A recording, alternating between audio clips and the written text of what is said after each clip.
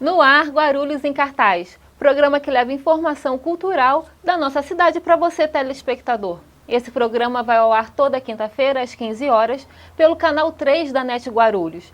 Você pode acompanhar também pelo www.tvguarulhos3.com.br.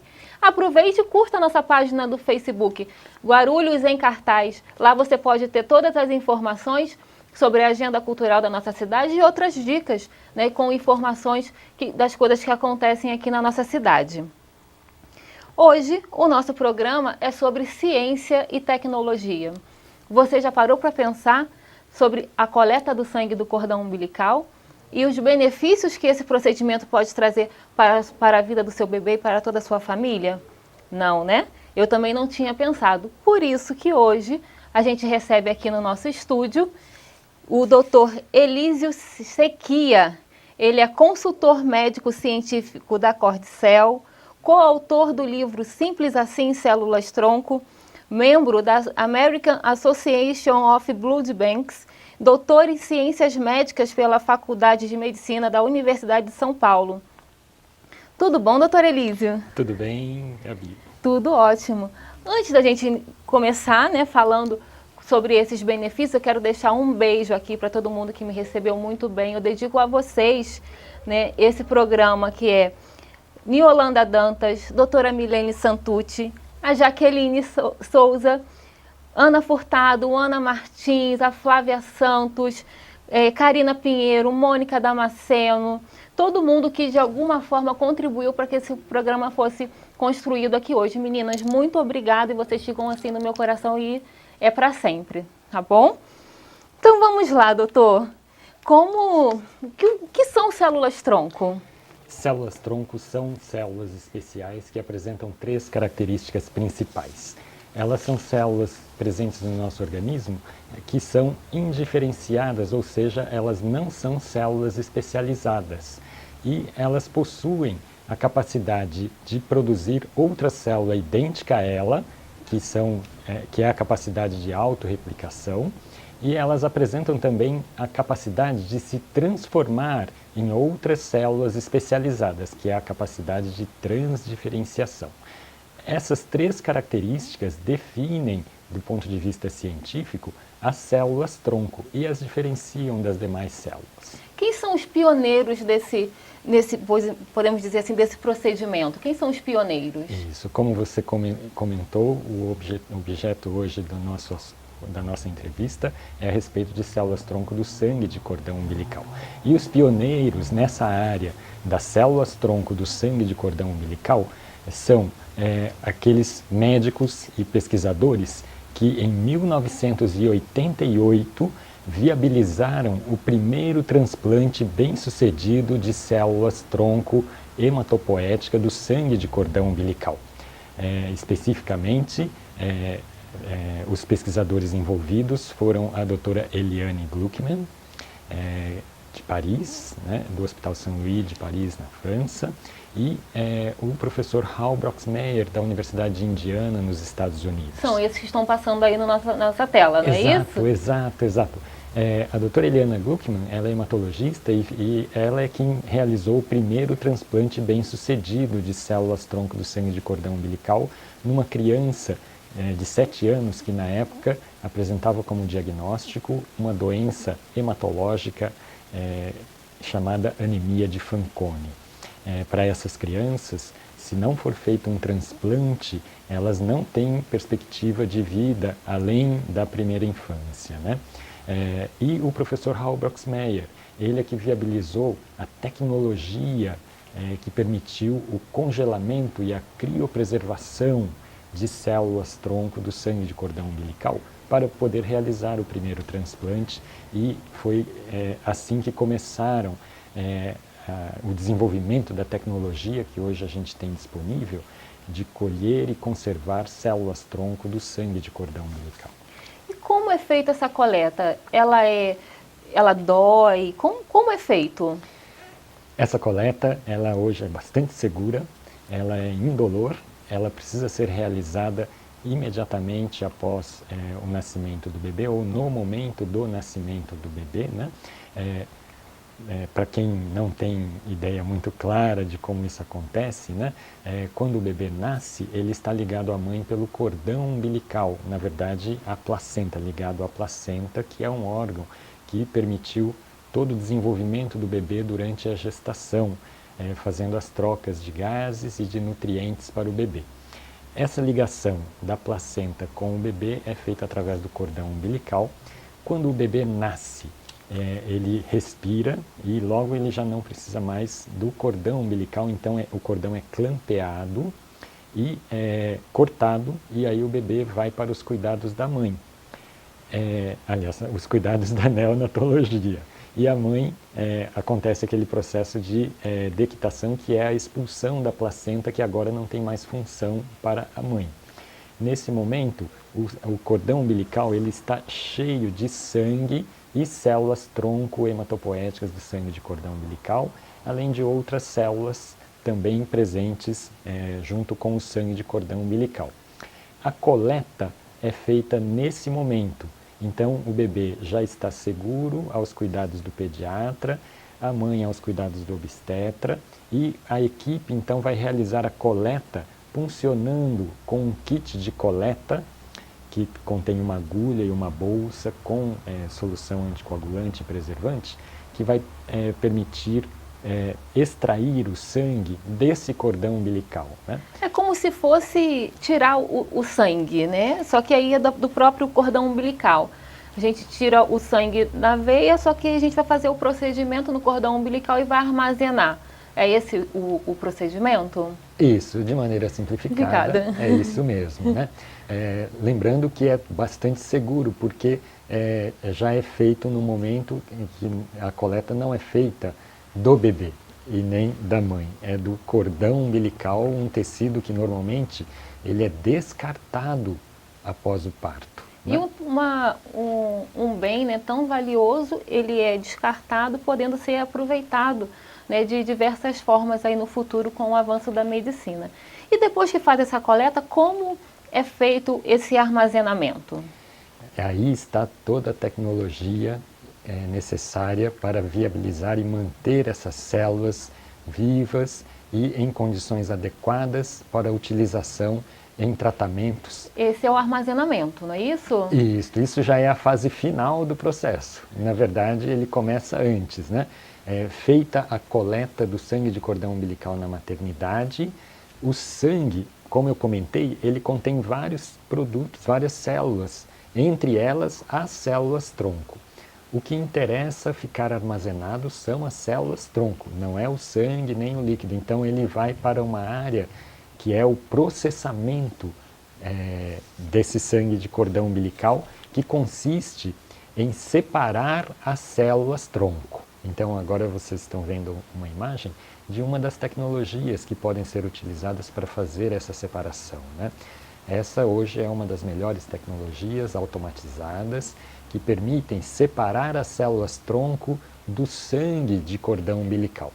Separadas essas células tronco, elas agora precisam receber uma solução que vai manter essas células vivas a temperaturas muito baixas. Então, na situação de congelamento, é necessário que seja colocada uma substância junto às células que vão mantê-las vivas a temperatura ultra baixas, que são as soluções crioprotetoras, né?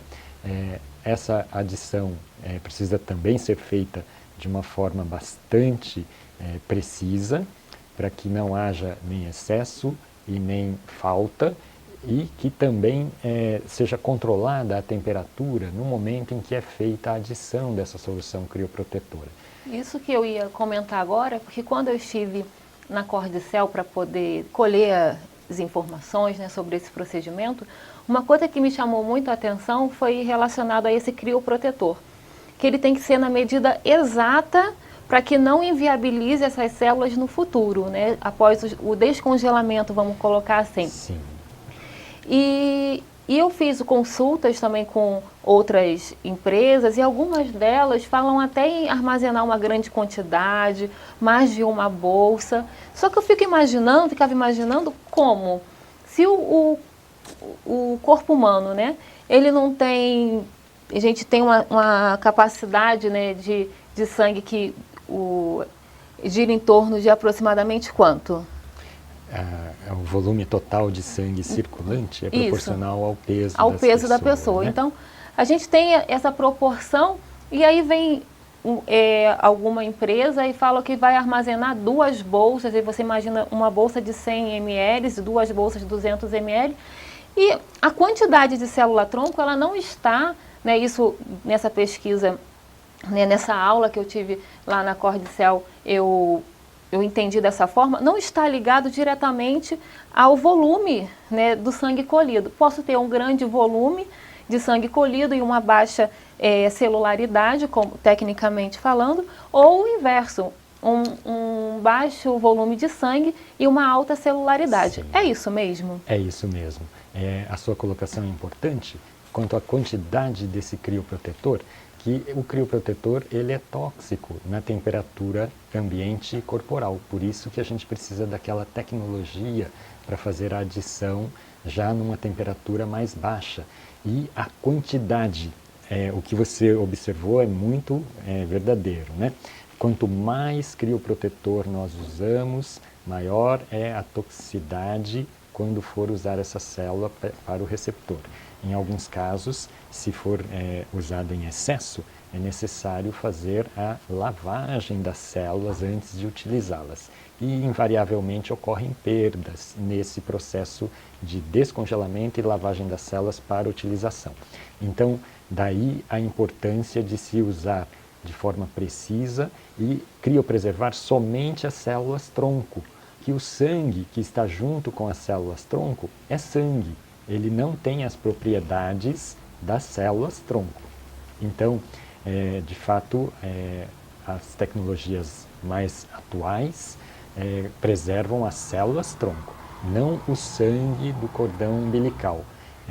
Como você bem colocou, quando se preserva o sangue, como ele não foi separado, então precisa-se usar, às vezes, até 2 ou 3 bolsas para poder preservar o sangue junto com as células e usar uma quantidade muito grande de solução crioprotetora.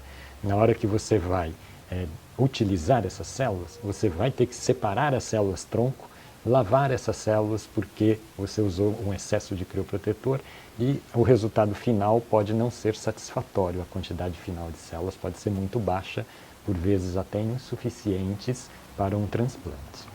E quais os benefícios de ter esse material armazenado?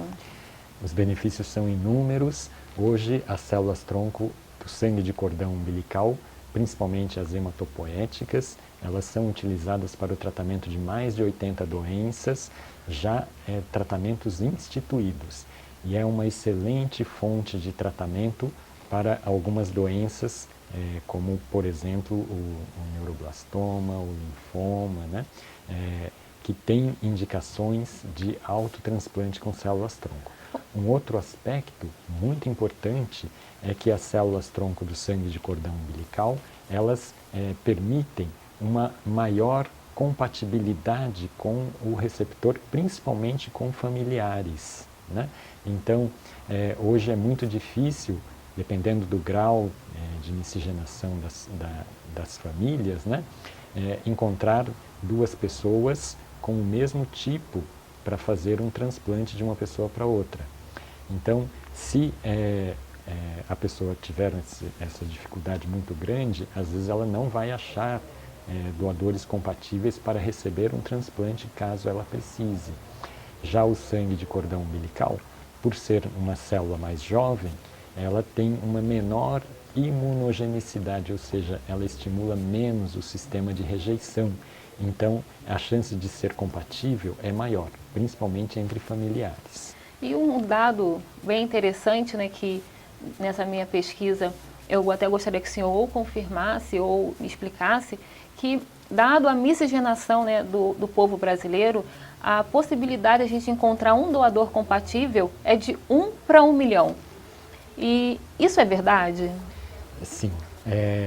Na verdade, assim, quanto mais miscigenado for a ancestralidade, o sistema de compatibilidade ele é uma característica hereditária. Então, ele passa depende, né, de fatores genéticos. Quanto mais componentes genéticos envolvidos na ancestralidade, mais variabilidade, né, menor a chance de encontrar duas pessoas com a mesma conformação, né, que sejam compatíveis. Então, isso pode sim chegar a uma situação extrema, como essa de 1 milhão, mas ela varia de acordo com o grau de miscigenação, né? E pessoas comuns, né, hoje já tem, antigamente esse era um procedimento muito caro, né, que todo mundo falava assim, isso não é para mim. E nos dias atuais, nessa pesquisa que eu fiz, é um procedimento acessível para todos, né? Aqui em São Paulo, esse procedimento custa, em média, R$3.000, tem a facilidade de ser pago no cartão de crédito ou no boleto bancário, né? E eu achei, né, tem ele pediu para que mandasse mensagens aqui para a gente sobre esse tema. E a Elisa mandou um vídeo para a gente. Vamos assistir? Olá a todos. Bem, meu nome é Elisa. Eu tenho 2 filhos, o Miguel e o Augusto, um de 5 e outro de 1 aninho. E desde a primeira vez que eu vi todos os benefícios, né, dessa coleta do sangue do cordão umbilical e tudo que esse procedimento favorece para uma vida futura, né, eu decidi fazer a coleta dos 2, né, tendo em vista o avanço da medicina e as coisas boas que esse procedimento está trazendo nos dias de hoje. Então é uma coisa que eu não abri mão, que eu super recomendo, né, para que, espero não precisar, mas se for preciso a gente já está, né, resguardado aí com essa coleta, que é muito importante. As pessoas precisam se conscientizar mais sobre o assunto, entender mais, para compreender que realmente é muito bom e é muito importante.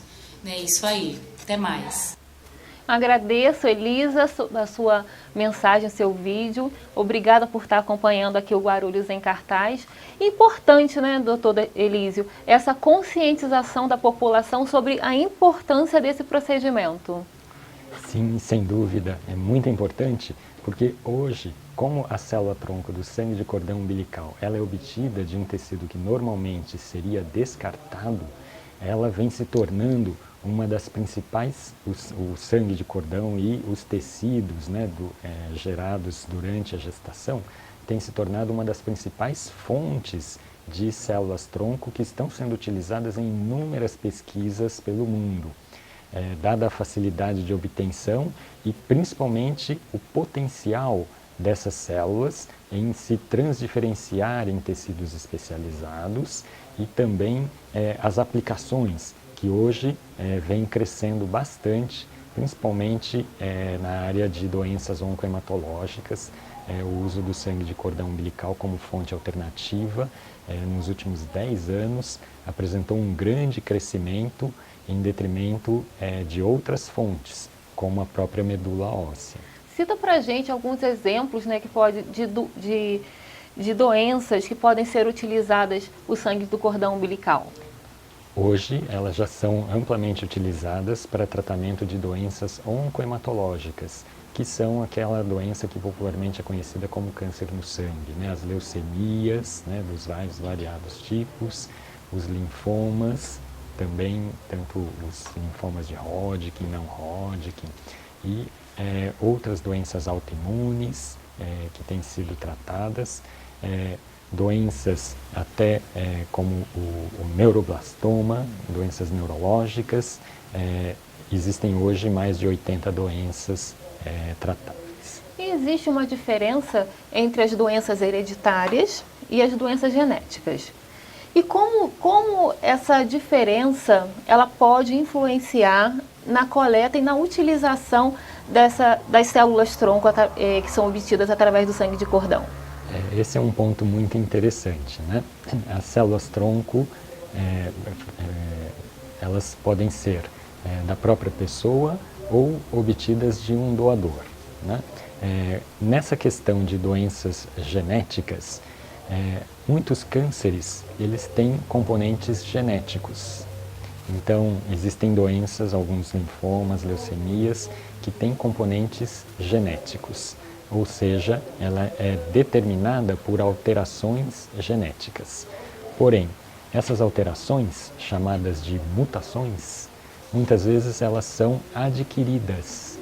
Elas não são mutações hereditárias, ou seja, alterações genéticas hereditárias. Mesmo porque apenas 4%, não é isso, das doenças hereditárias, é isso? Ou são genéticas que não podem ser tratadas? Então, existe um percentual bastante pequeno de doenças genéticas hereditárias entre os vários tipos de cânceres no sangue, né? Ou doenças oncohematológicas. Agora, existem as doenças genéticas hereditárias, como, por exemplo, a anemia falciforme, né? As talassemias e inúmeras outras doenças que são determinadas geneticamente e são herdadas, ou seja, ancestrais ou familiares têm a característica genética e passam de geração em geração. Que importância isso tem para a questão do sangue de cordão umbilical? Quando a doença ela é genética hereditária, então a célula-tronco, na concepção, as células da pessoa já apresentam a alteração genética, como por exemplo na anemia falciforme, na talassemia, e não é possível então colher a célula-tronco e nos tratamentos autorizados atuais fazer o tratamento com a célula no seu status com a mutação. Há até uma orientação para os bancos públicos de não colher e preservar as células-tronco que apresentam essas alterações, porque como é uma alteração hereditária, essa célula não poderá ser usada para transplante para tratar essa doença. Por exemplo, se geneticamente a célula já tem a alteração da anemia falciforme, não adianta transplantar com essas células o próprio paciente que tem anemia falciforme. Agora, se você colheu as células e não apresentava a mutação, portanto, não era ainda presente a alteração genética, ela vai se desenvolver se a pessoa, ao longo da vida, tiver alguma situação em que desencadeie uma mutação que vai se transformar numa doença transplantável. Ela poderia utilizar as suas células desde que ela não apresentasse essa mutação.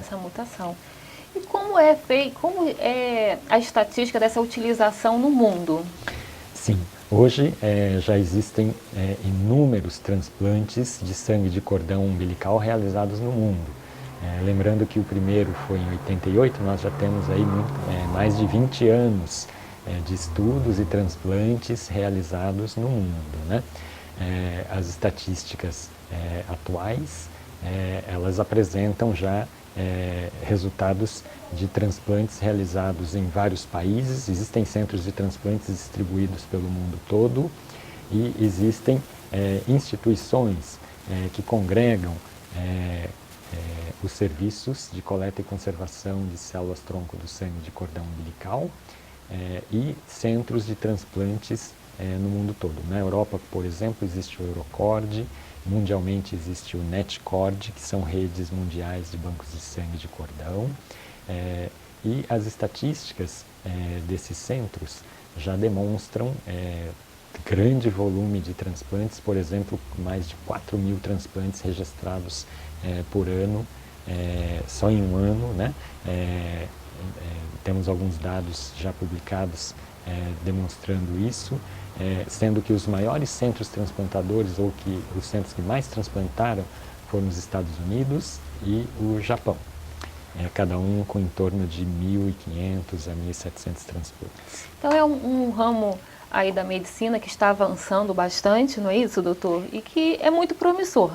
Eu costumo dizer que é uma situação no presente, mas visando já no futuro. Sim. E é importante, quando a gente for escolher, né, uma empresa para poder fazer esse armazenamento, que escolha uma empresa, né, sólida, que tenha condições de acompanhar desde o momento da coleta até o momento da utilização, é como se fosse um seguro de carro. A gente contrata pensando em nunca utilizar, mas se a gente precisar, já está ali, é uma segurança para todo mundo, né? E eu quero agradecer, né, a gente tem mais uns 2 minutinhos, eu quero agradecer ao senhor por ter vindo, venha sempre a poder falar o resultado das pesquisas, porque eu sei que o senhor está lá no Instituto, no IEP, né, que faz parte do Hemocentro São Lucas, que é um grupo bem sólido aqui no estado de São Paulo e tem ramificações aí para o Brasil inteiro. Então que o senhor venha quantas vezes o senhor quiser, nosso convidado, venha falar sobre as pesquisas, sobre os estágios das pesquisas. Quero ir lá na Cordicel conhecer e levar um pouquinho para o telespectador como isso é feito assim na parte prática, porque na teoria as coisas podem ficar um pouco vagas, mas vocês vão gostar também de conhecer, então eu gostaria de ir lá, tá? Então tem aqui para o senhor fazer as considerações finais e pode ficar à vontade. E também pode dar um telefone de contato, se o senhor quiser, e-mail para contato. Sim.